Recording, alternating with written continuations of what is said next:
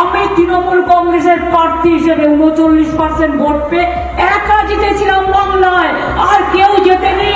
তো আপনারা যদি মনে করেন 39% পেয়ে আপনি 294টা সিট জিতবেন, 2% 3% ভোট কেড়ে দিয়ে মূর্খের স্বর্গে বাস করছেন, কি আমাকে স্বাধীনতার এতদিন পরে আজকে পরীক্ষা করতে দিতে হবে যে আমি ভারতীয় নাগরিক কিনা? আপনাকে প্রমাণ দিতে হবে আপনি এদেশের ভোটার ছিলেন কিনা। আপনাকে প্রমাণ দিতে হবে, আপনার বাবা মার সার্টিফিকেট নিয়ে আসতে হবে। আরে ওরা তো ফেক সার্টিফিকেট বানিয়ে নেয়,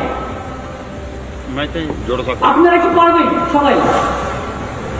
আর ফেক সার্টিফিকেটের কোনো ভ্যালু নেই। 2004 সালে এককভাবে জিতেছিলেন দক্ষিণ কলকাতা কেন্দ্র থেকে, কিন্তু 2005 সালে যিনি একতলা কাগজ ছুঁড়ে পদত্যাগ করে চলে এসেছিলেন, বলেছিলেন পশ্চিমবঙ্গে কোটি কোটি ভোটার লিস্টে অবৈধ বাংলাদেশি আছে, আজ অব্দি তার কাছে আমার প্রশ্ন, আপনি একটাও খুঁজে কেন বার করেননি?